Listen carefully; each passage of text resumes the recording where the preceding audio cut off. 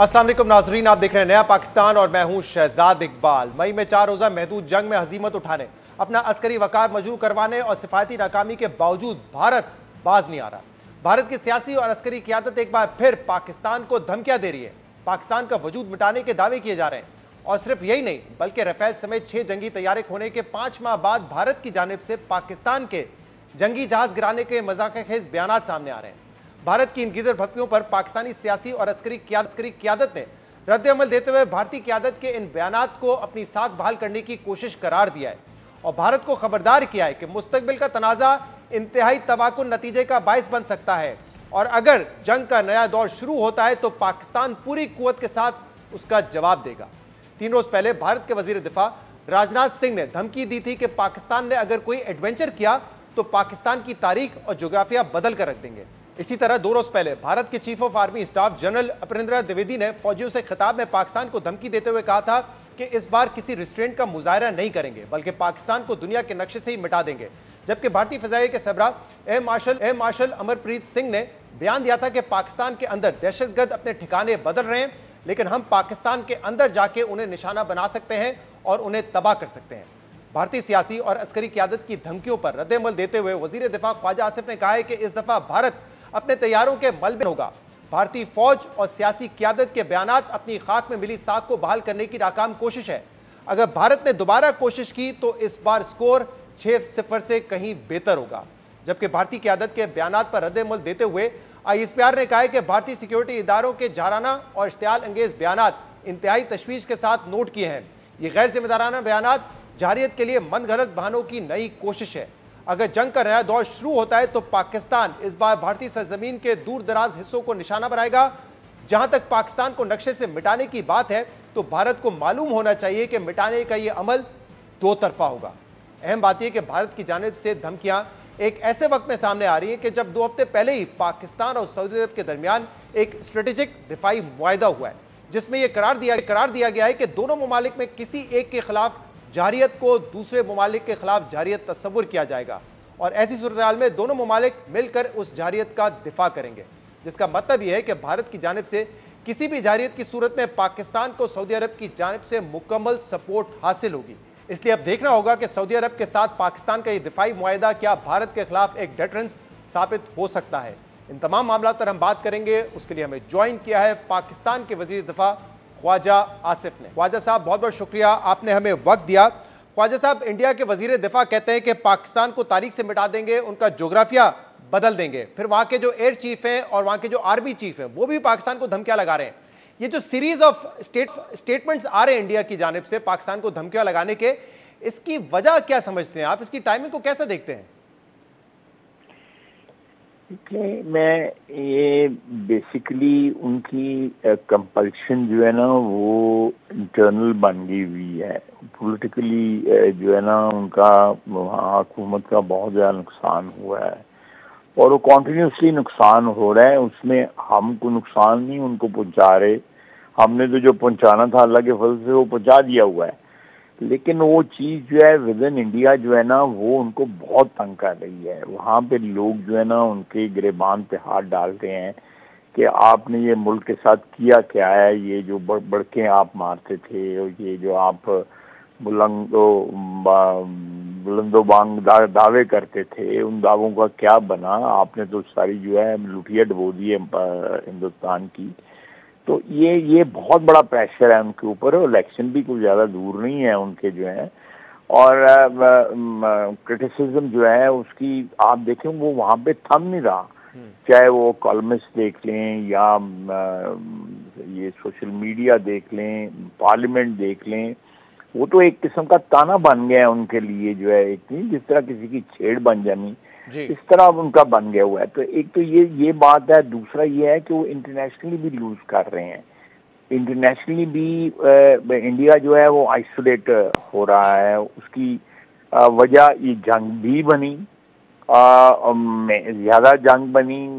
उसके बाद ये है कि पाकिस्तान का इस खित्ते में जो एक काट अल्लाह के फजल से बड़ा है, हमारा जो डिफेंस पैक्ट हुआ है और जिस तरह पजीराई जो है पाकिस्तान को मुख्तलिफ फोरम्स पे मुख्तलिफ ममालिक में मिल रही है, खुसूसन आप उसको यूएसओ को देख लें, जो अब यूएन का जो इजलास हुआ है उसमें देख लें, तो उसकी वजह से वो तो अपने आप को हमें किसी खाते में नहीं लाते थे हिंदुस्तान वाले।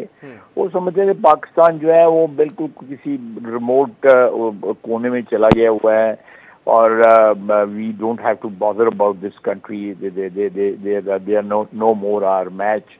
लेकिन अल्लाह ने करम किया है, अल्लाह ने पाकिस्तान पे इतना करम किया है कि ना सिर्फ ये है कि उनको हमने उनकी धुलाई की है, हमने उनको जो है उनका मुंह जो है रगड़ा है मट्टी के अंदर जो है, बल्कि उसके साथ साथ जो उसके आफ्टर इफेक्ट्स जो है ना वो पाकिस्तान की के लिए इतने बेहतर आए हैं, इतने अच्छे आए हैं।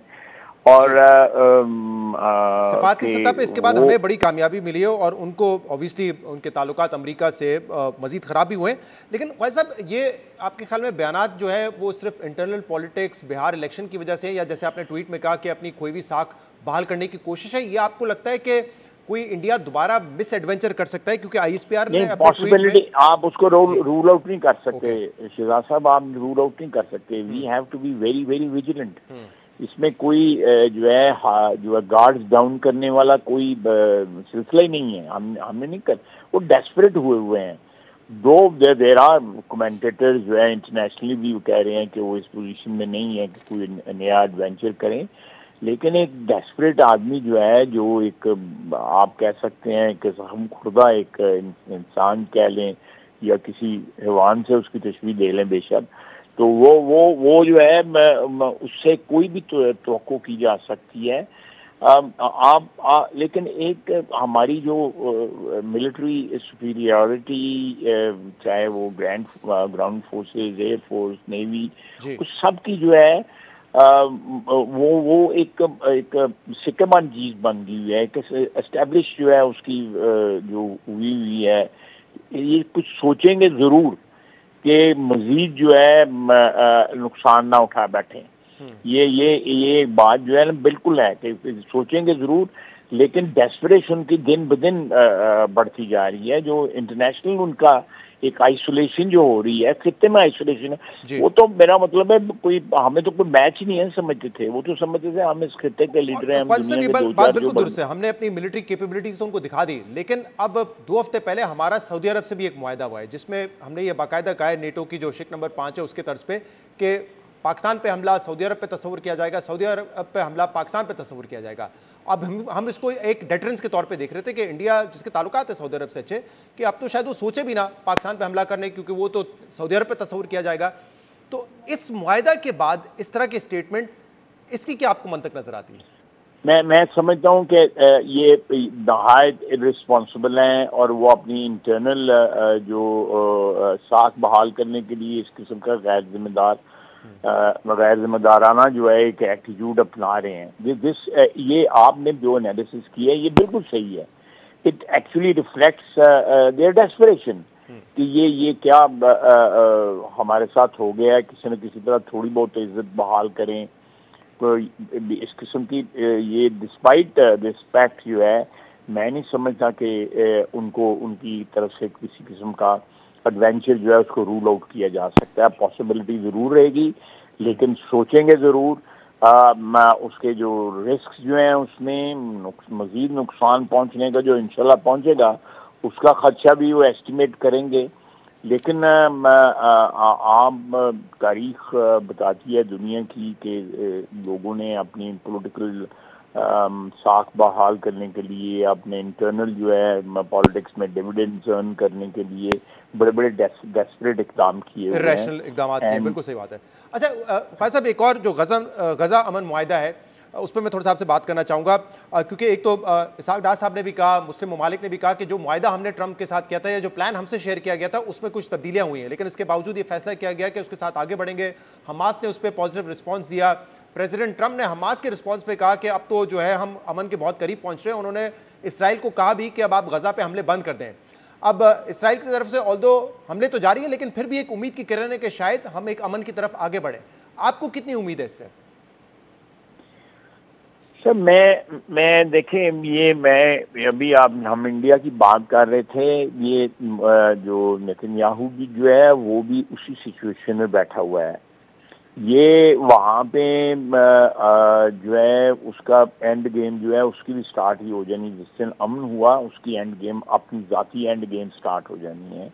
उसके खिलाफ जो है मुकदमात हैं, उसने अरेस्ट हो जाना है। वो कोलिशन गवर्नमेंट की वजह से जो एक्सट्रीमिस्ट गवर्नमेंट है, इंतहाई बदबूदार किस्म की एक्सट्रीमिस्ट उसकी अलाइज जो हैं, जो उसकी इसमें पार्टनर्स हैं कोलिशन के अंदर, और वो ही उसकी पॉलिटिकल डिमाइस हो जानी है मुल्क के अंदर।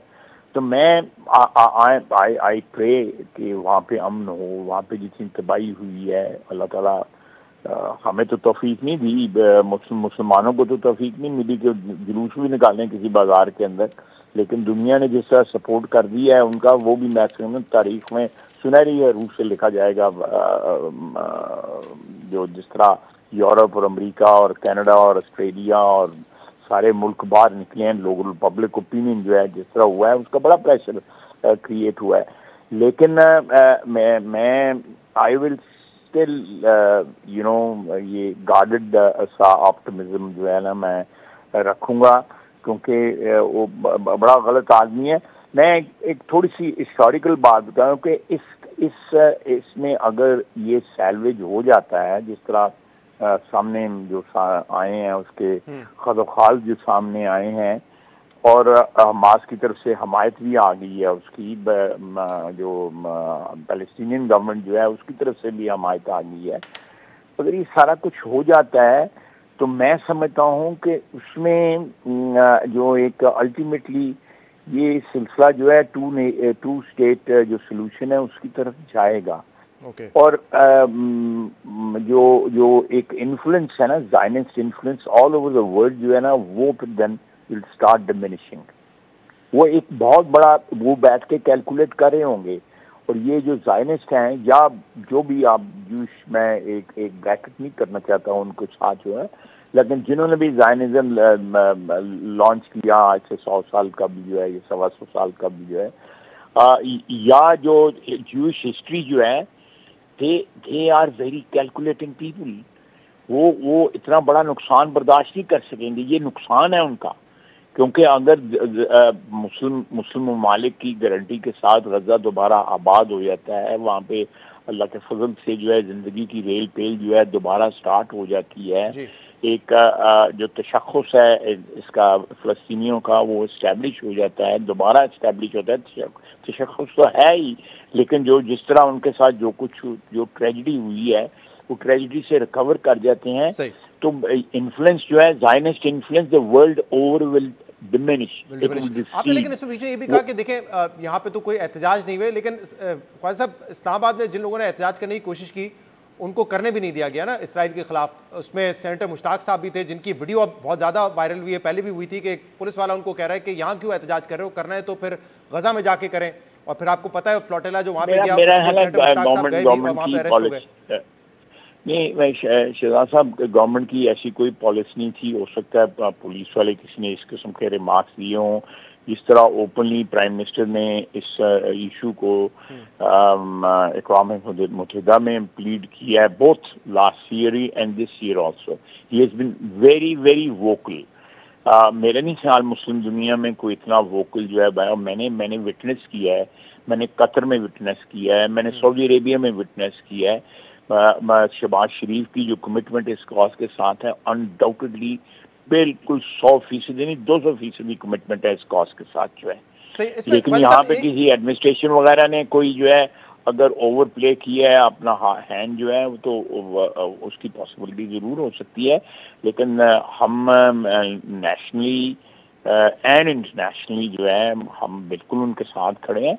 लेकिन मैं ये इजहार इसका करता रहता हूँ कि मुस्लिम उम्मा ने जिस तरह, अगर मैं कंपैरिजन करता हूँ कि जिस तरह इंटरनेशनली जो मुसलमान नहीं हैं जो लोग जो हैं, जिस तरह उनका ज़मीर जो है डिस्प्ले हुआ है, मुसलमानों का ज़मीर उस तरह डिस्प्ले नहीं हुआ। ओके। और इसमें मैंने सैयद मुश्ताक साहब की बात की, वो इस वक्त अरेस्टेड हैं। आपने पता नहीं स्टोरीज देखी है नहीं देखी है, जो तुर्की के कुछ लोगों को छोड़ा गया है तो वहाँ पे उन पे बड़ा जुल्म किया है इसराइली फोर्सेस ने।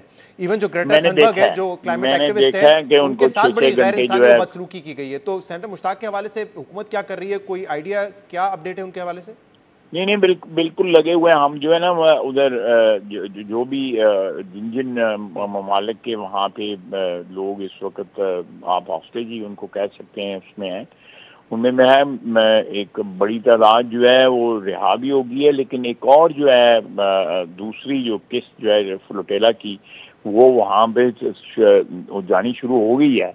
सो ये एक सीरीज जो है ये भी एक प्रेशर बिल्टअप हो रहा है, लेकिन हुकूमत पूरी कोशिश कर रही है। मैंने फॉरेन मिनिस्टर साहब और डिप्टी प्राइम मिनिस्टर जो हैं उनका मैंने बयान पढ़ा है कि वो तमाम ममालिक के साथ जो है जो हमारे वहाँ पे लोग हैं, सेनेटर मुश्ताक और उनके अलावा जो लोग हैं उनकी रिहाई के लिए जो है वो पूरी कोशिश कर रहे हैं। ख्वाजा साहब, आपने कहा कि इवेंचुअली आपको लगता है ये पूरा मामला टू स्टेट सॉल्यूशंस की तरफ जाएगा, तो फिर ये पाकिस्तान में एक सवाल उठ पड़ा है या डिबेट चल पड़ी है कि अगर टू स्टेट सॉल्यूशन की तरफ जाएगा तो क्या पाकिस्तान उस वक्त इजराइल को भी एक्सेप्ट करेगा, रिकग्नाइज करेगा? क्या पाकिस्तान इब्राहिम एकॉर्ड्स का हिस्सा बन जाएगा? इस पर क्या कहेंगे आप?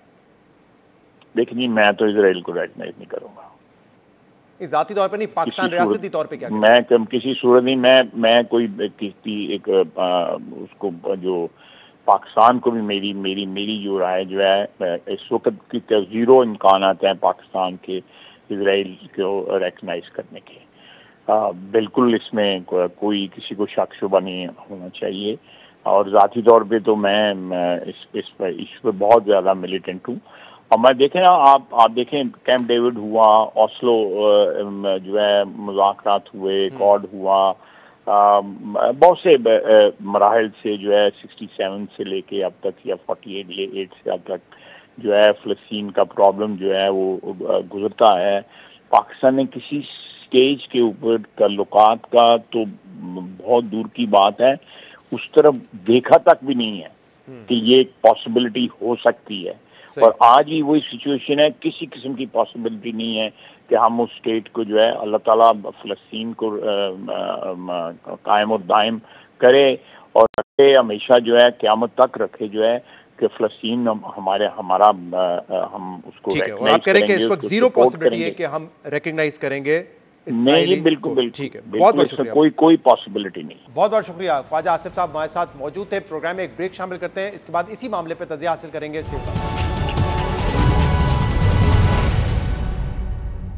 Welcome back. जंग में शिकस्त के बाद एक बार फिर भारत की तरफ से पाकिस्तान को धमकियां दी जा रही हैं और पाकिस्तान की तरफ से उसका जवाब भी दिया गया है। इस मामले पर हम मजीद बात करेंगे, जिसके लिए हमें ज्वाइन किया है air marshal retired Arshad Malik साहब ने। अरशद साहब, बहुत बहुत शुक्रिया वक्त देने के लिए। अरशद साहब, वजीर दिफा भारत के, उनके एयर चीफ, उनके आर्मी चीफ, उनका 24 घंटे के अंदर बयानात आना जिसमें वो पाकिस्तान को दोबारा धमकियां दे रहे हैं, पाकिस्तान को नक्शे से मिटाने की बात कर रहे हैं, इस पॉइंट पे इनके बयानात को आप कैसे देखते हैं? क्यों ये बयानात आ रहे हैं? बिस्मिल्लाह रहमान रहीम। शहजाद भाई, good to be with you. पहली बात तो ये है कि ये बड़ा ही गैर मुनासिब और गैर मुनासिब रवैया भी है और बयानात भी हैं, और ये एक सीरीज ऑफ बयानात आ रहे हैं जिसमें मुझे भी तशवीश है और हम सबको तशवीश होनी चाहिए।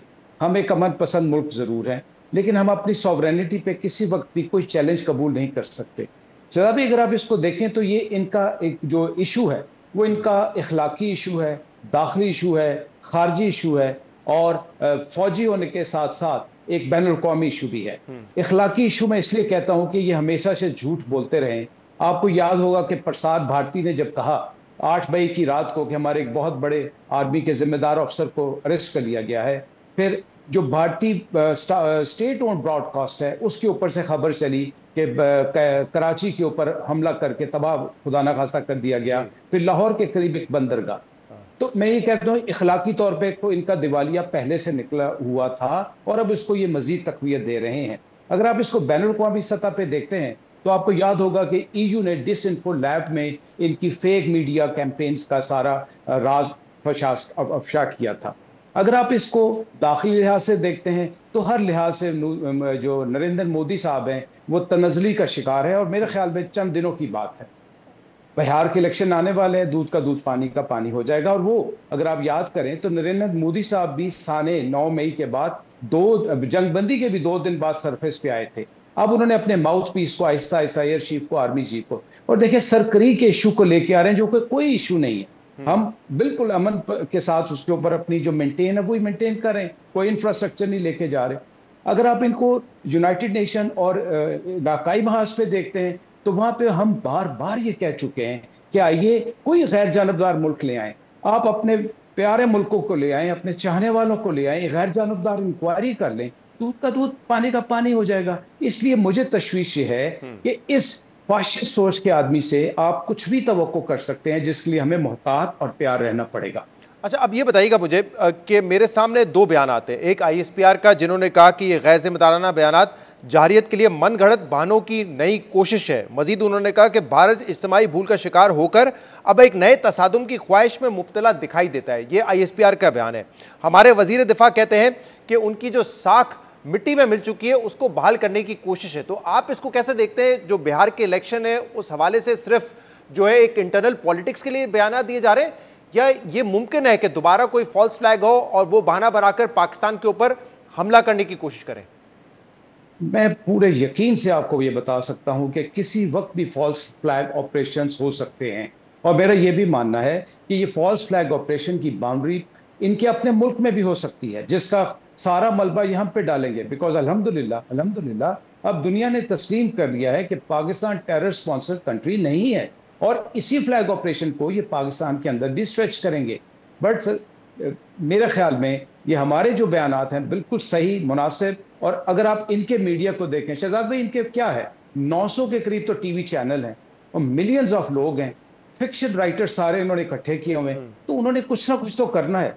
तो ये बड़े ही गैर मुनासिब सोच के तहत एक बयानिया डेवलप कर रहे हैं, जिसके कॉन्सिक्वेंसेस इनको भुगतना पड़ेंगे, ये शायद उसको नहीं सोच रहे। और जो ये फिक्शन राइटर्स हैं, इनके मीडिया वाले, उनको स्टोरीज तो जो फीड की जा रही है वो तो उनकी क़यादत की तरफ से की जा रही हैं।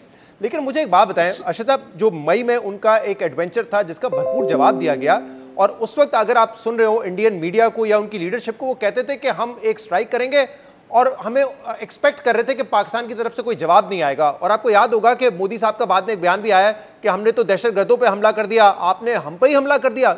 तो अब तो उनको पता है कि वी विल रिएक्ट, ऐसा नहीं है कि वो कहीं पे भी आके बमबारी करेंगे और हम उसका जवाब नहीं देंगे। तो फिर ये क्यों मिस एडवेंचर करेगा इंडिया? देखें, इस वक्त वो अपनी उसकी नाव जो है वो डूबने वाली है, वो हाथ पांव मार रहा है और कुछ भी करेगा। लेकिन मैं आपकी बात में एक और बात ऐड करना चाहूंगा कि वॉशिंगटन पोस्ट ने एक आर्टिकल लिखा, उन्होंने दर्जनों NDTV, ZTV, ABP सबको अप्रोच किया कि जो आपने 9 और 10 मई के साथ बयान देने की कोशिश की उसको वैलिडेट करें। Nobody responded to that. Now what we are saying कि पहले तो अल्हम्दुलिल्लाह पाकिस्तान एयरफोर्स पे अल्लाह ताला ने मेहरबानी की और हमने क्या स्कोर किया और हमने रिस्ट्रेन किया। मैं इनको ये बताना चाहता हूं कि आपकी जो मैरीटाइम जो कोस्टल लाइन है वो 7,000 किलोमीटर है, हमारी तो सिर्फ 1,000 किलोमीटर है। आपका जो कैरियर है वो पिछली दफा अल्हम्दुलिल्लाह आप आगे लाने की जरूरत नहीं कर सके, ना बॉम्बे तक लेके आए।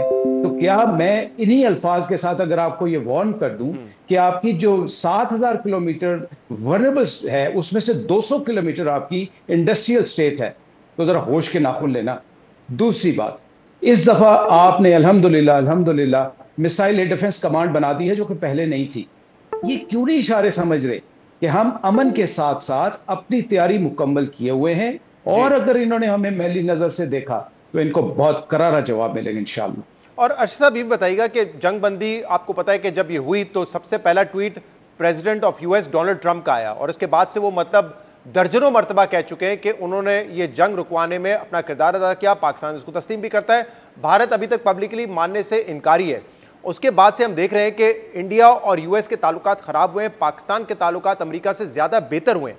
तो आपके ख्याल में ये कितना बड़ा एक डिटरेंस हो सकता है? क्योंकि ऑब्वियसली अमेरिका की एक से है दुनिया भर में और वो पहले भी जंगबंदी करवा चुका है। तो इसके बाद आप क्या देख रहे हैं कि अब फिर भी इंडिया जुर्रत करे? देखिए, इंडिया, मैंने आप दोबारा अपनी बात रिपीट करूंगा कि इस वक्त उसकी नाव डूबने वाली है, उसको अपनी शिकस्त फाश नजर आ रही है, वो अपने पार्लियामान में जाके लोगों का सामना नहीं कर पा रहा, और आप ये भी देखें कि इस बयानिए में उसने जो माउथ पीस लिखे हुए वो उसके द मोस्ट लॉयल लोग हैं। तो ये जुर्रत बिल्कुल नहीं करेगा, लेकिन फ्लैगशिप ऑपरेशन जिसकी तरफ आपने भी इशारा किया और मैं भी मान रहा हूं, वो ये जरूर करेगा। और इसके ऊपर आप मेरा ख्याल है जरूर बात करेंगे कि अमेरिका के साथ साथ इस दफा अल्लाह ताला की रहमत से सऊदी अरब भी आपका एक स्ट्रेटेजिक पार्टनर बन गया है। तो क्या ये उसको सोच नहीं आ रही कि सऊदी अरब को वो जितना भी गलत ख्याल दे के जाए, उसके बहुत बिजनेस इंटरेस्ट हैं, वो कॉम्प्रोमाइज हो सकते हैं। लेकिन मैं तो उनको एक जो सफारती महाज पे तो रखूंगा ही।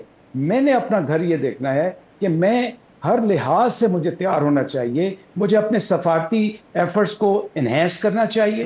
मुझे अपने फौज तीनों सर्विसेज को बिल्कुल हाईएस्ट अलर्ट पे रखना चाहिए और इंटरनल स्टेबिलिटी की तरफ भी तवज्जो देनी चाहिए। या बिल्कुल ठीक कह रहे हैं कि हमें अपनी कैपेबिलिटीज जो है उस पर प्रिपेयर्ड रहना जरूरी है, लेकिन जाहिर सी बात है सफारती ताल्लुकात भी काम आते हैं। जो आपने डिफेंस मुआहदे की बात की सऊदी अरब से जो हुआ है बड़ा अहम है, क्योंकि उसकी वर्डिंग ये कहती है कि पाकिस्तान पे हमला सऊदीया पे तस्वुर किया जाएगा, सऊदीया की सरजमीन पे हमला पाकिस्तान पे तस्वुर किया जाएगा।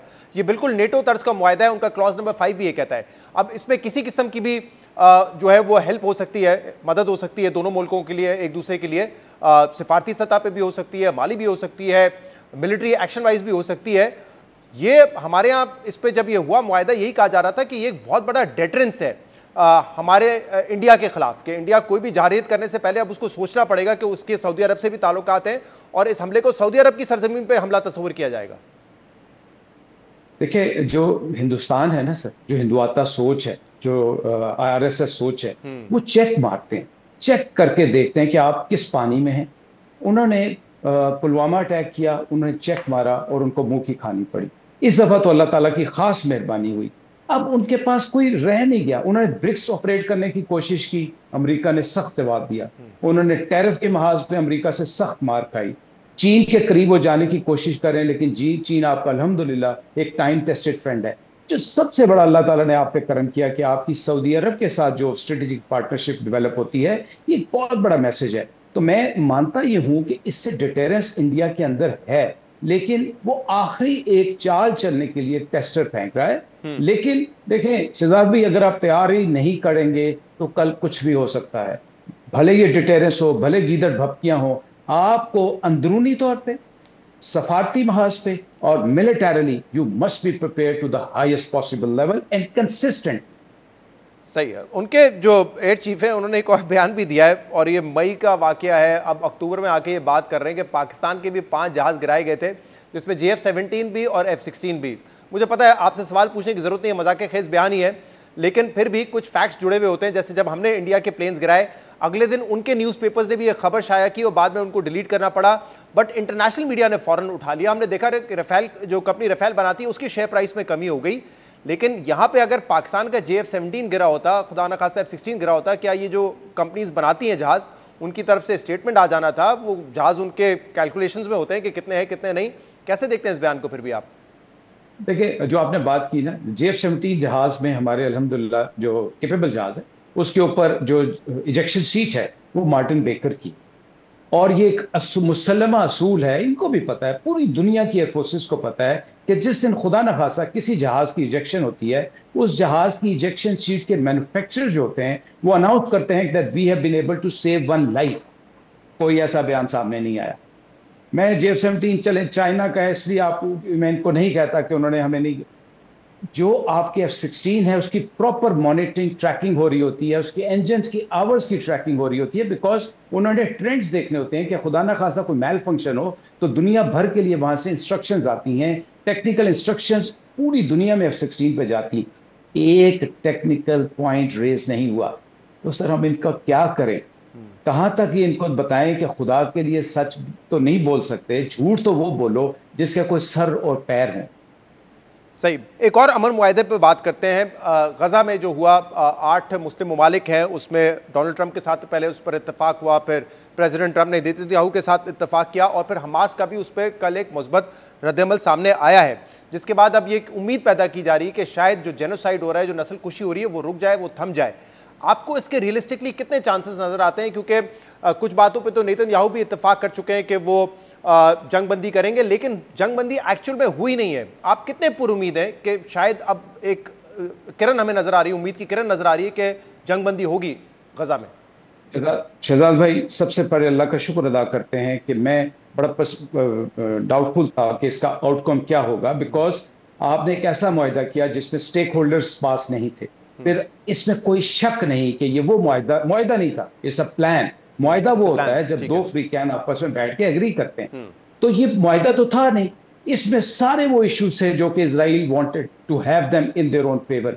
फिर भी बदकिस्मती कि हमारे ऊपर ऐसी ताकतें मुसल्लत थी कि हमने वो प्लान, जो कि इस्लामिक प्लान भी नहीं है, उसको आपने अप्रूव कर दिया। नेवरदलेस, सबसे बड़ी अल्लाह का शुक्र यह है कि हमास, जिसके बारे में ये सब डाउट कर रहे थे कि वो पॉजिटिव रिस्पॉन्स नहीं आएगा, वो पॉजिटिव रिस्पॉन्स आ गया है अल्हम्दुलिल्लाह। इसकी वजह यह है कि जो सानया, जो ये बर्बरियत का मुजाहरा इजराइल करता रहा और अब भी कर रहा है, जो शहदा वहां पे हो रहे हैं, जो बच्चों के साथ, ख्वातीन के साथ हो रहा है, लेकिन ये एक बहुत मुश्किल प्लान है।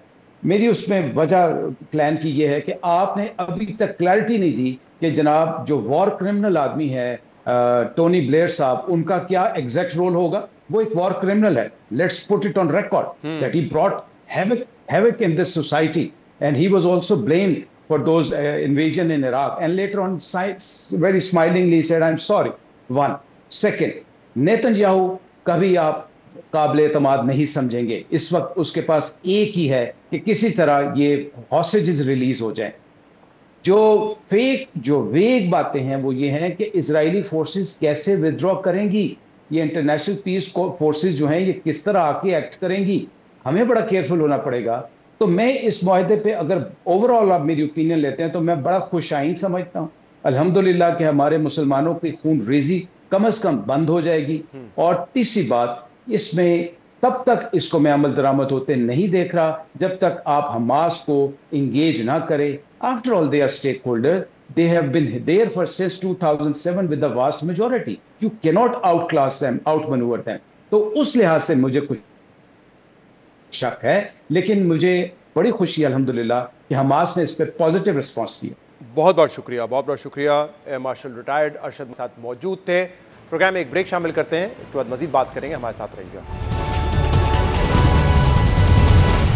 Welcome back. पिछले हफ्ते हमने अपने प्रोग्राम में सिंध हुकूमत के सोलर एनर्जी मंसूबे में अरबों रुपए की मुबैना बेज़ाब्तगियों, ठेकों में गैर शफाफियत और दस्तावेजी रिकॉर्ड में रद्दोबदल के कई शवाहिद आपके सामने रखे थे और इसमें जवाबदही के लिए साबिक वजीर तवानाई नासिर हुसैन शाह को प्रोग्राम में दावत दी थी, जिन्होंने हमारे सवालात और दस्तावेजी शवाहिद पर यह यकीन दहानी करवाई थी कि सिंध हुकूमत के पास सोलर किट्स और सोलर डीसी फैंस के इंपोर्ट के तमाम दस्तावेजी शवाहिद मौजूद हैं और अगर किसी मामले में डॉक्यूमेंट्स में रद्दोबदल या बेज़ाब्तगियों का मामला सामने आया तो वो इसकी इंक्वायरी करेंगे।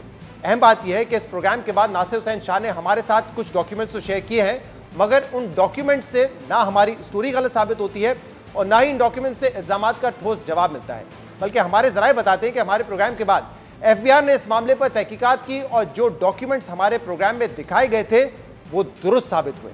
वाज़ेह है कि एक ऐसा मंसूबा है जिसे सिंध हुकूमत अपना फ्लैगशिप मंसूबा कहती है और चेयरमैन पीपल्स पार्टी बिलावल भुट्टो ज़रदारी ने इसी मंसूबे के तहत सिंध के गरीब आवाम को 300 यूनिट तक फ्री बिजली देने का दावा किया था, मगर इस मंसूबे में गैर शफाफियत और मुबैना माली बेज़ाब्तगियों के मामलात ने बिलावल भुट्टो ज़रदारी के इलेक्शन मुहिम में किए गए दावों को गहरी चोट पहुंचाई है।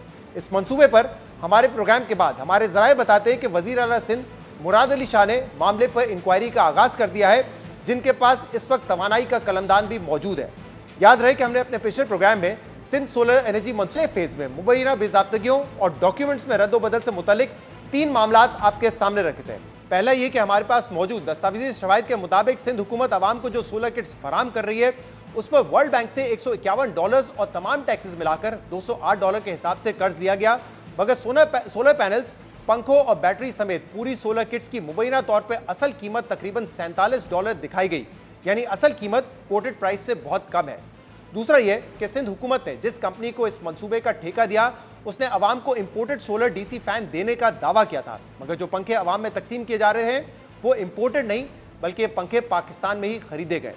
तीसरा यह कि मुबैना तौर पर जाली डॉक्यूमेंट्स बनाकर इन्हीं पंखों की इंपोर्ट दिखाई गई, जिसके जरिए बाद में सिंध हुकूमत से जाली ड्यूटीज और टैक्सेस भी क्लेम किए गए। उसको आप ज़रा अगर दोबारा वेरीफाई करेंगे और जो डॉक्यूमेंट्स हमारे पास हैं वो अगर आप उनको देखेंगे, मैं आपको व्हाट्सएप भी कर देता हूँ, वैसे भी भिजवा देता हूँ, उसमें बड़ा वाज़ेह फ़र्क है। और वो जो एक चीज़ हाईलाइट की गई वो फैंस और जो बल्ब और जो बैटरी और उनकी कीमतें अलग-अलग हैं। जी जी। वो उस तरह से उन्होंने उसको पेश किया गया है। को वो डॉक्यूमेंट भी भेज दूंगा जिसमें वर्ल्ड बैंक और सिंध गवर्नमेंट के पास जो उन्होंने जमा कराए और वो सारी चीज़ें जो हैं वो उसमें मौजूद हैं। नासिर हुसैन शाह कह रहे थे कि प्रोग्राम में दिखाए गए डॉक्यूमेंट्स और उनके पास मौजूद डॉक्यूमेंट्स में फ़र्क है और वो इस हवाले से तमाम डॉक्यूमेंट्स हमसे शेयर करेंगे। प्रोग्राम के बाद नासिर हुसैन शाह साहब ने हमसे मंसूबे पर उठाए गए एतराज़ात पर अपना तफसीली जवाब और कुछ डॉक्यूमेंट्स तो शेयर किए, मगर उन डॉक्यूमेंट्स और जवाबात से भी हमारी स्टोरी गलत साबित नहीं होती, ना ही इस मंसूबे में गैर शफाफियत पर उठाए जाने वाले सवालात के जवाबात मिलते हैं। नासिर हुसैन शाह ने अपने जवाब में कहा कि एक सोलर किट की कीमत $208 बताई गई है, जो गलत है क्योंकि निजी कंपनी ने बिडिंग में $151.3 फी यूनिट की प्राइस कोट की थी। मगर नासिर हुसैन शाह ने अपने जवाब के साथ जो डॉक्यूमेंट्स लगाए हैं उसने खुद हमारे दावे की तस्दीक कर दी है, क्योंकि हमने अपने प्रोग्राम में डॉक्यूमेंट्स की बुनियाद पर आपको बताया था कि निजी कंपनी ने एक सोलर किट की कुल कीमत $151 ही कोट की थी और अगर इसमें तमाम टैक्सेस शामिल कर लिए जाएं तो फिर इसकी कुल कीमत तकरीबन $208 बनती है। और नासिर हुसैन शाह की जानिब से फराम डॉक्यूमेंट भी यही कहता है। आप इस वक्त ये दोनों डॉक्यूमेंट्स अपने स्क्रीन पर देख सकते हैं। इसी तरह नासिर हुसैन शाह ने अपने जवाब में लिखा कि प्रोग्राम में इल्ज़ाम लगाया गया कि एक सोलर किट $23 में दरामद किया गया था, मगर ये इल्ज़ाम गलत है क्योंकि हकीकत में सिर्फ डीसी फैन तकरीबन $23 में दरामद किया गया है, जबकि दीगर चीज़ों जैसे सोलर पैनल, बैटरीज और फ्रेम वगैरह की कीमत इसमें शामिल नहीं की गई। लेकिन मामला यह है कि नासिर हुसैन शाह जो बात कर रहे हैं वो बात ही गलत है, क्योंकि हमने अपने प्रोग्राम में ये वाजे किया था कि सोलर होम सिस्टम और सोलर डीसी फैंस दोनों की इंपोर्ट अलग अलग दिखाई गई है और दोनों की कीमतें मिलाई जाएं तो ये तकरीबन $47 बनती है। सुनिए हमने अपने प्रोग्राम में क्या तफसीलात बताई। सिंध हुकूमत ने गैर मुल्की कंपनी की बिड के मुताबिक ड्यूसेस के बगैर $151 फी यूनिट का मुआहदा किया, जिस पर वर्ल्ड बैंक से कर्जा लिया गया, मगर डॉक्यूमेंट्स के मुताबिक ठेका हासिल करने वाली कंपनी ने सोलर होम सिस्टम सिर्फ $23.4 फी यूनिट के हिसाब से एक्सपोर्ट किया। इसी तरह पंखे की $23.5 में इंपोर्ट दिखाई गई, यानी पूरे सोलर किट की जो मालियत थी वो $50 से भी कम थी, मगर सिंध हुकूमत ने गैर मुल्की कंपनी से $151 की लागत का मुआहदा किया, जिसका मतलब यह है कि टैक्सेस के बगैर 2 लाख सोलर सिस्टम की कुल कीमत तकरीबन 8.5 अरब रुपए थी। इसमें अगर सोलर होम सिस्टम की तकसीम के लिए एनजीओस को दिए गए तकरीबन 1 अरब रुपए भी शामिल कर लें तो मंसूबे के बगैर ड्यूटी और टैक्सेस के कुल लागत 9.5 अरब रुपए बनती है। इसलिए अब सवाल यह है कि सिंध हुकूमत जो कीमत बता रही है और जो इंपोर्ट के डॉक्यूमेंट्स हमने आपको दिखाए हैं उसमें तकरीबन $100 तक का फर्क है, और फेज 1 के तहत 2 लाख सोलर यूनिट्स पर $100 के फर्क का मतलब 5 अरब 60 करोड़ रुपए है। इसके अलावा अगर इसी तरह 2 लाख पंखों पर जाली ड्यूटीज क्लेम की जाए तो वो तकरीबन 1 अरब रुपए से ज्यादा बनती है, यानी कुल मिलाकर मंसूबे में 6.5 अरब रुपए का फर्क सामने आ रहा है। अब सवाल यह है कि मंसूबे की तखमीनी लागत और असल कीमत में इतना बड़ा फर्क क्यों है। आपने सुना, हमने बताया था कि ठेका हासिल करने वाली कंपनी ने सोलर होम सिस्टम $23.4 फी यूनिट और एक पंखे की $23.5 में इंपोर्ट दिखाई, जिसकी कुल मालियत $50 से भी कम बनती है, मगर गैर मुल्की कंपनी ने सिंध हुकूमत से $151 की लागत का मुआहदा किया और इस पूरे मंसूबे की तखमीनी लागत और असल कीमत में कुल मिलाकर 6.5 अरब रुपए का फर्क है। जिसके बाद सवाल ये पैदा होता है कि मंसूबे की तखमीनी लागत और इंपोर्ट के डॉक्यूमेंट्स में $100 तक का फर्क क्यों है। इसकी मुमकिन तौर पर 2 ही वजूहत हो सकती हैं। पहली ये कि कम कीमत की चीज़ सिंध हुकूमत को ज़्यादा कीमत पर बेची गई या फिर बड़े पैमाने पर अंडर इन्वॉइसिंग की गई।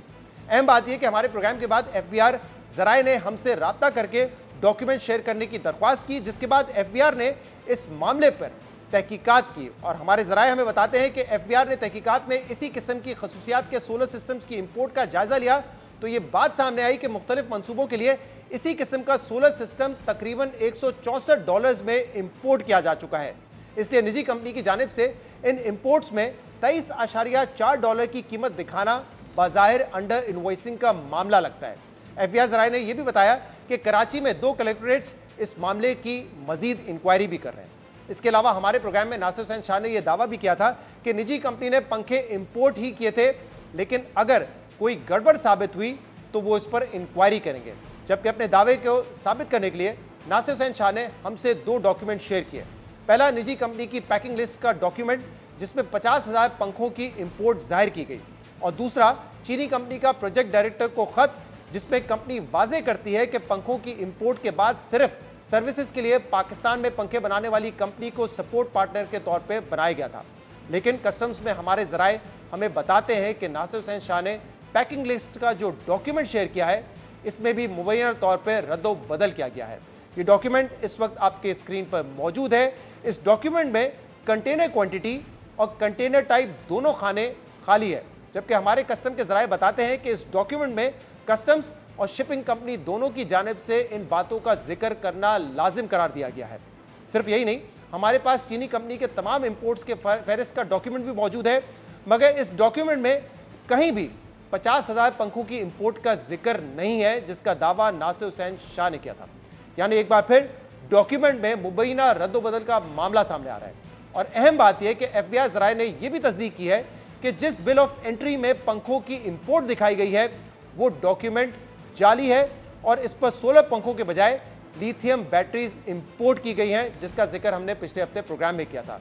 इस मामले पर इंक्वायरी कहां तक पहुंची है, इस पर हम दोबारा बात करेंगे, जिसके लिए हमें ज्वाइन किया है सिंध के वजीर बल्दियात नासिर हुसैन शाह ने। नासिर साहब, बहुत बहुत शुक्रिया ज्वाइन करने के लिए। नासिर साहब, हमने last week Sindh solar home system में माली बेज़ाब्तगियों, अंडर इनवॉइसिंग, अंडर प्राइसिंग के मामला आपके सामने रखे थे और आपने कहा था कि आपके पास डॉक्यूमेंट्स मौजूद है, लेकिन अगर कुछ गड़बड़ नजर आई तो उस पर आप इंक्वायरी करवाएंगे। जरा बता सकते हैं कि ये मामला कहां तक पहुंचा है, इंक्वायरी में क्या बात सामने आ रही है? बिस्मिल्लाहिर्रहमानिर्रहीम, अल्लाहुम्मा सल्ली अला मुहम्मद व आले मुहम्मद। देखिए, एक तो जब डिपार्टमेंट मेरे पास था उन्हीं दिनों भी इनकी इंक्वायरी के लिए लेटर वेटर लिख दिया था कि हर जगह से सारी चीज़ें आ जाएं, और फिर CM साहब ने भी कहा है कि पूरी इंक्वायरी, और ख़ास तौर पर वो जो अंडर इनवाइसिंग कस्टम की जो इश्यूज थे, या जिसमें बताया गया था कि वहाँ पे जो हमें पेपर दिए गए एक दिए गए और वहाँ पे कोई और चीज़ इंपोर्ट की गई है, तो इसके लिए पूरी इंक्वायरी के लिए हमने लिख दिया है, बल्कि BR से भी और कस्टम से भी रिपोर्ट मंगवाई है ताकि सारी चीज़ें जो हैं वो वाज़े हो जाएं। तो ये इंक्वायरी अंडर प्रोसेस है और इसमें जो भी इन्वॉल्व होगा और जिसकी भी अगर कोताही है, कुछ भी है, तो उसको बिल्कुल सजा भी मिलेगी और सबके सामने लिखे हैं। चलिए, अच्छी बात है कि एक इंक्वायरी आपने इनिशिएट की हुई थी, उस पर आप कह रहे हैं कि मजीद काम भी हो रहा है, लेकिन किसी नतीजे पे आप पहुंचे? क्योंकि इसमें दो मामला थे, एक एक करके इस पे बात कर लेते हैं। एक तो सोलर DC फैंस के इंपोर्ट का मामला था, जो आपने हमारे प्रोग्राम में कहा था कि बिल्कुल इंपोर्ट हुए, लेकिन हमने आपको GD दिखाई थी, बिल ऑफ एंट्री दिखाई थी कि एक ही मशीन नंबर पे दो बिल ऑफ एंट्रीज हैं, एक पे लिथियम बैटरी इंपोर्ट हुई है और एक पे सोलर DC फैन इंपोर्ट हुए हैं। तो जो सोलर DC फैन वाला import letter of bill of entry है वो मुबैना तौर पे जाली है। तो इस पे नतीजे पे पहुंचे कि इंपोर्ट हुए थे या नहीं हुए थे? जी बिल्कुल, एक तो इसी पैराए में जैसे मैंने आपसे कहा कि कस्टम को हमने लिखा है और FBR को कि इस पे मजीद हमें सारी तफसीलात चाहिए। मैं जो इनिशियली इंक्वायरी हुई, जो चीज़ें सामने आई, उसमें उस दिन भी जो आपसे बात हुई थी कि वो तैमूर एंड कंपनी है जो पंखों की जिनके साथ इनका था, तो वो जो उसी बात हमने कहा कि भाई ये क्या इशू है और आपने यहाँ वाली कंपनी, तो उन्होंने कहा जी उसको इसलिए वो उनकी पार्टनरशिप थी कि वो आफ्टर सेल सर्विस, और जो पंखे इन्होंने इंपोर्ट कर हमें दिए हैं बकौल उनके कि वो यहाँ पे बनते ही नहीं हैं, और उसके लिए भी हमने एक कमेटी बनाई है कि वो जाके इसकी जो तस्दीक करेगी, क्योंकि वो जो कॉन्ट्रैक्टर है या जो सप्लायर है जिन्होंने ये हमें दिए हैं, वो कहते हैं कि ये वाले पंखे जो हैं ये पाकिस्तान में बनते ही नहीं है, तो इसलिए सवाल ही पैदा नहीं होता कि हमने जी वो इंपोर्ट नहीं किए और हमने कोई उनकी कस्टम ड्यूटी नहीं भरी। अब इस पे वो सारी रिपोर्ट जो है वो सामने आ जाएगी, और क्योंकि इस वक्त तक उनका यही मौक़िफ़ है कि जी ये पंखे यहाँ बनते ही नहीं, तो ये कैसे हो गया कि हमने इंपोर्ट नहीं हमसे कुछ डॉक्यूमेंट्स शेयर किए थे, उसमें वो खत भी है जो कि चाइनीज़ कंपनी ने प्रोजेक्ट डायरेक्टर को लिखा है, और उसमें यही बात है कि ये फैंस जो हैं हमने मतलब चाइना से एक्सपोर्ट हुए, पाकिस्तान ने इंपोर्ट किए और आफ्टर सेल सर्विस के लिए लोकल कंपनी को साथ में रखा गया है। लेकिन आपको पता है हमने तो वैसे जो डॉक्यूमेंट्स दिखाए थे कस्टम से वेरीफाइड थे, लेकिन हमने प्रोग्राम किया, इसके बाद FBR के कुछ ऑफिशियल्स ने हमसे रब्ता किया और उन्होंने हमसे डॉक्यूमेंट्स मांगे, हमने डॉक्यूमेंट्स उनको दिए। हमारे ज़राए अब ये बताते हैं कि FBR ने इस पर बाकायदा इंक्वायरी की है और ये बात साबित हो गई है कि जो सोलर DC फैन इंपोर्ट करने वाला GD हमने दिखाया था, जो बिल ऑफ एंट्री दिखाई थी, वो जाली है और एक्चुअली उस पर वाकई लिथियम बैटरी, उसी मशीन नंबर का जो डॉक्यूमेंट है उस पर लिथियम बैटरी इंपोर्ट हुई है। तो आप कह रहे हैं कि हमने एफबीआर और कस्टम्स को लिखा है, आपको जवाब नहीं आया, लेकिन हमारे जराए बता रहे कि उन्होंने अपनी तहकीकात कर ली है और इस पर सोलर डीसी फैन नहीं, लिथियम बैटरी ही इंपोर्ट हुई है। जी, लेकिन हमने तो ऑफिशियली उनसे ये जवाब मांगा है और जब वो सामने आएगा तो उसकी भी सारी तफसीलात जो हैं वो आपसे शेयर भी कर देंगे। और जैसे मैंने कहा कि इसमें बिल्कुल फर्म है कि इस पे अगर किसी ने कोई गलत किया है तो सज़ा उसको मिलेगी और किसी को भी इस तरह बख्शा नहीं जाएगा, कोई भी इसमें इसमें एक इन्वॉल्व सवाल हो। ही उठता है ना कि जो एनर्जी डिपार्टमेंट है, क्या वो इन चीजों को देख नहीं रहा होता? मतलब इंक्वायरी तक क्यों जाए ये मामला? उनको तो चाहिए एक एक चीज की ऑडिट करे, पहले ही देखे। ये तो मामला ही नहीं उठना चाहिए था नासिर साहब। देखिए, मैं आपको अर्ज करूं कि ये पहले भी इस पे दीगर और जो शिकायत थी वो पूरा एक सीरीज है जिस पे ये इंक्वायरी हो चुकी हैं, कई दफ़ा पहले भी मैंने कराई थी। लेकिन ये कस्टम वाला इशू जो है ये तो जाहिर है जो आके पेपर्स उन्होंने सबमिट किए और बकौल वो पीडी थे या जो स्टाफ था कि जी हमने जो जो एक तरीक़ेकार उनका वेरिफिकेशन का होता है, जहाँ तक जो भी है वो उन्होंने पूरा अडॉप्ट किया था और ये सारी चीज़ें हुई थी। लेकिन जो आपने पॉइंट आउट बात कि जी उस पे ये तो उन्होंने तो जो पेपर हमें दिखाए बोला जी ये जो दिखाए जा रहे हैं ये वो नहीं है, हमारे पास है। तो लेकिन इन सब की तहकीकात के लिए हमने उधर लिखा है आई कि वो होप पूरा आपको हमें जवाब जवाब जल्दी आ मिल जाए। जाए कस्टम से भी और जी, जी, एफबीआर से भी, जी। क्योंकि हमें तो जराए बता रहे हैं कि उन्होंने तस्दीक कर दी है कि ये जाली डॉक्यूमेंट था जो डीसी फैन के इंपोर्ट वाला था। और दूसरा मामला यहाँ तक नहीं है ना, उस पर फिर जो कस्टम ड्यूटी और टैक्सेस थे वो भी जो है क्लेम किए गए, यानी कि सिंध हुकूमत को वो भी देने पड़ेंगे। और बाद में ऑब्वियसली आप तो कर्जा लेंगे वर्ल्ड बैंक से, तो वर्ल्ड बैंक को सूद समेत वापस भी करना पड़ेगा। तो ये अहम मामला है ना। तकरीबन वो अगर 2 लाख हम सोलर किट्स की बात करें तो वो तकरीबन 1 अरब रुपए का अमाउंट बन जाता है। जी बिल्कुल, इन सब की तहकीकात के लिए ही इंक्वायरी हो रही है ताकि ये सारी चीज़ें जो हैं वो सामने आएँ। और इतना ये छोटा अमाउंट तो नहीं है, बहुत बड़ा अमाउंट है और इसमें जाहिर है किसी न किसी की इन्वॉल्वमेंट ज़रूर होगी अगर ये हुआ है। और अगर ऐसा है तो फिर उसको ज़रूर सज़ा मिलेगी और हम सब उसमें साथ होंगे और कौम का पैसा है उसको ऐसे लुटने नहीं देंगे। अच्छा, और ये तो चले सोलर फैन वाला मामला था। अगर सिर्फ सोलर किट की प्राइस की बात करें तो वो $23.4 में इंपोर्ट हुई थी, ये भी डॉक्यूमेंट बताते हैं, जिसकी कीमत आप लोगों ने जो आपको दी गई थी कि वो $112 की होगी। अब इस पर भी हमारे जराए बताते हैं कि जो तहकीकात हुई है एफबीआर में, उसमें ये बताया गया है कि जो इससे पहले भी कुछ सोलर किट्स सिमिलर स्पेसिफिकेशंस की इंपोर्ट हुई है वो $164 में हुई है। तो यहाँ पर जो मामला सामने आ रहा है नासिर हुसैन शाह साहब, वो एक मैसिव अंडर इनवॉइसिंग का आ रहा है कि एक किट जो पहले माजी में सिमिलर स्पेसिफिकेशन की $164 में इंपोर्ट हुई है वो $23.4 में कैसे इंपोर्ट हो सकती हैं? ये एक अलग मामला है।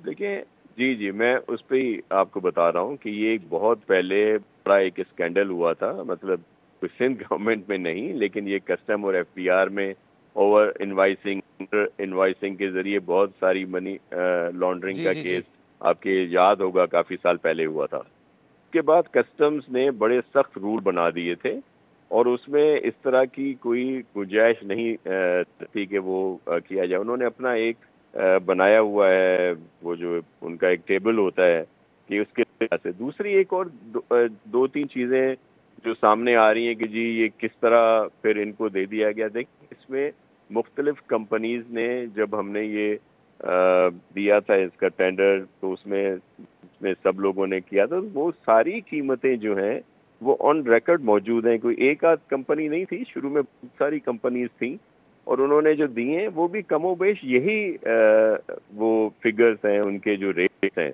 तो ये नहीं हुआ कि किसी ने कम रेट दिया और फिर हमने किसी को ज़्यादा रेट्स पे दे दिया और उसकी वजह से ये देखिए, दो ही सिचुएशंस हो सकती थी ना। एक ये कि आपके पास जो सोलर किट की मैं बात कर रहा हूँ, फैन समेत नहीं, सिर्फ सोलर किट $112 की आपको प्राइसिंग दी गई। बात कर रहा हूँ जी जी, $112 की प्राइसिंग दी गई। जी जी, उसकी $112 की प्राइसिंग दी गई और $23.4 में इंपोर्ट हुआ। तो एक वजह ये हो सकती है कि आपको महंगा बता के बहुत सस्ती चीज इंपोर्ट की गई। लेकिन आप ये दुरुस्त कह रहे हैं, बाजार ये लगता है कि इतना फर्क नहीं हो सकता, इसीलिए ये एक अंडर इनवॉइसिंग का मामला लगता है कि $112 की चीज को सिर्फ $23.4 में इंपोर्ट शो किया गया है। देखिए, ये कस्टम और इनके सारे इश्यूज हैं, वो इसीलिए तो मैंने आपसे कहा ना कि हमने लिखा है वो सारी इंक्वायरी सामने आ रही है। इश्यूज तो कंपनी के साथ है ना जो ये चालाकियां कर रही है। बिल्कुल, तो उसी कंपनी को जाहिर है वो उसमें शामिल है तो उनको सख्त सजा दी जाएगी और जो भी जाहिर है हमारे डिपार्टमेंट से इन्वॉल्व होगा उसको भी उसमें सख्त सजा मिलेगी, क्योंकि ये मिली भगत के बगैर तो नहीं हो सकता ना। तो ये इंपॉर्टेंट बात है, मैं कह रहा मिली भगत की इंपॉर्टेंट बात है कि एक तो चले चाइनीज कंपनी है, उनके जो लोकल पार्टनर्स है, अब उनके जो लोकल पार्टनर्स के हवाले से कहा जा रहा है कि इसमें कुछ लोग हैं जिनका सियासी असर और रसूख है, जो कि कनेक्टेड थे इस मिली भगत में सारे। तो क्या इस नतीजे पे आप कम से कम पहुंचे कि हाँ जो लोकल कंपनीज है उसमें कुछ सियासी इन्फ्लुएंस भी था जो कि इस्तेमाल हुआ है? देखिए, ये सारी चीजें सामने आ जाएंगी, इस वक्त तो कुछ नहीं कहा जा सकता ना। जब सामने आएगा और ऐसा कोई जाती या कोई सियासी इन्फ्लुएंस हुआ तो वो भी सामने आ जाएगा, और फिर वो सब लोग ही कटेरे में आएंगे। ऐसा कोई नहीं है कि कोई कानून से बालातर हो या कोई ऐसा हो कि जो सारी चीजें सारी गेमें कर रहा हो और फिर उसको कुछ भी ना हो। ऐसा बिल्कुल नहीं होने देंगे। चलिए, कितना टाइम लगेगा? क्योंकि पिछले हफ्ते आपने कहा कि अभी अभी स्टोरी सामने आई, हम इंक्वायरी कर रहे हैं, अब एक हफ्ता मजीद गुजर गया है, अब ये पोर्टफोलियो खुद मुराद अली शाह साहब के पास है, प्रोजेक्ट बिलावल भुट्टो साहब का है, वर्ल्ड बैंक इसमें इन्वॉल्व है क्योंकि कर्जा उनसे लिया जा रहा है। तो कब तक हम एक्सपेक्ट करें कि इंक्वायरी मुकम्मल हो जाएगी? और मेरे ख्याल में आज जो डेट है, इससे आप 15 दिन बाद का प्रोग्राम रख लें, तब हर चीज आपके सामने ले आएंगे, आश्कार कर देंगे। चले, हम उम्मीद करते हैं 15 दिन में कस्टम FBR और सारी चीजें हैं ना, तो इसलिए मैं कह रहा हूँ आपके साथ सारी डिटेल, और मैं खुद जूम या DSNG की जाए आपके स्टूडियो में आके सारी चीजें इंशाल्लाह। चले, उम्मीद करते हैं कि 15 दिन तक इसकी इंक्वायरी मुकम्मल हो जाए और नतीजा सामने आ जाए। बहुत बहुत शुक्रिया नासिर हुसैन शाह साहब, आप हमारे साथ थे। नाज़रीन, आज के प्रोग्राम में इतना ही। शो से इजाजत दीजिए, अल्लाह हाफिज।